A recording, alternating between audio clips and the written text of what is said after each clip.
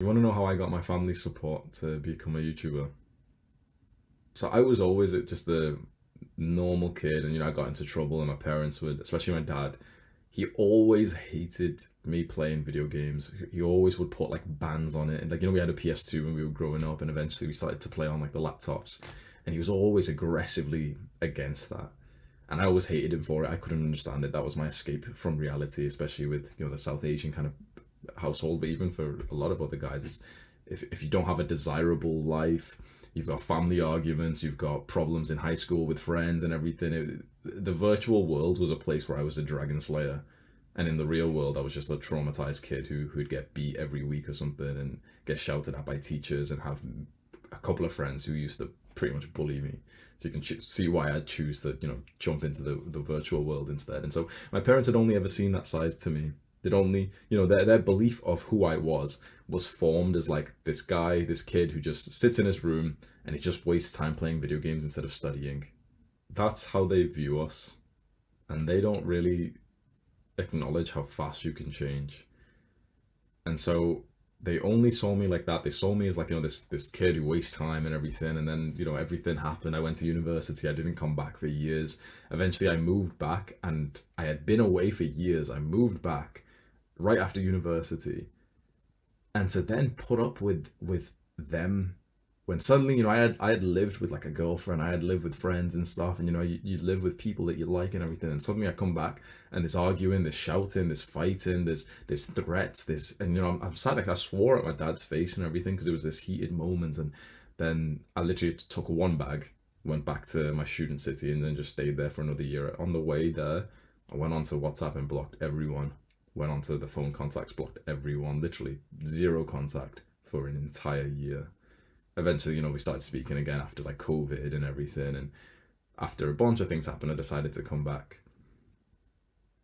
They had seen me for all of their lives as this video gamer. I came back, and in the first 2 weeks, I set some things straight. I wasn't going to be treated like this kid who just wastes time anymore, because I was a man now.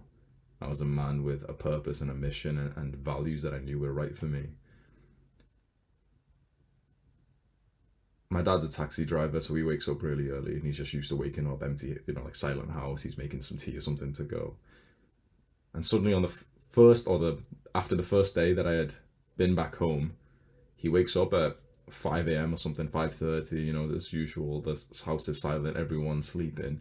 He walks into the kitchen, and I'm there filling up my water bottle. Oh, you couldn't you sleep? No, I'm going for a run right now. And he just looks at me strange. I'm going for a run, and it's pitch black outside, or it's dark. You're going for a run right now? Yeah, see you later. He just sees me leave the house. It's like they've never seen me do that before. I come back. I'm not eating the junk food. My mum, like, she's always protected me and everything. I'm going for a run. And she looks at me with, it's raining right now. Yeah, I've been waiting for it to rain. She looks at me as if I was crazy. I literally said to her, I've been waiting for it to rain. That's when I'm going on a run. Just like that, respect, up, higher. And then they start to see there's no games on my computer. They walk in, and I'm working, and I'm working, and I'm working, and I'm working. Suddenly, like, they look outside the window, I'm skipping and doing push-ups and shit in the rain like some crazy David Goggins madman. Respect keeps going higher and higher and higher. Eventually, when they do ask me, like, what is it that I'm kind of doing? What am I working on? I say to them, like, I'm going to be a YouTuber. Expecting them to criticize that, expecting them, because literally a month ago they would have just thought that's just stupid. Get this job that you can. It's this job's nice and safe, a receptionist, customer service shit, like literally minimum wage. They literally would have preferred me to do that. I say to them, I look in my parents' eyes, like with confidence, I'm gonna be a YouTuber, and I had their unwavering support from that moment, because I showed them that I wasn't messing around. Just before this moment, I had been looking into a lot more like red pill stuff, and I understood this concept called frame. Frame is, it's kind of like your belief of things, how certain you are that this is the frame of reality, how certain you are that this thing is true. I find that parents who don't support you in your dreams, it's because you have weak frame. So, in the dating sense, we say that women will test you. And so women test our frame to see, okay, we are this guy that we say we are.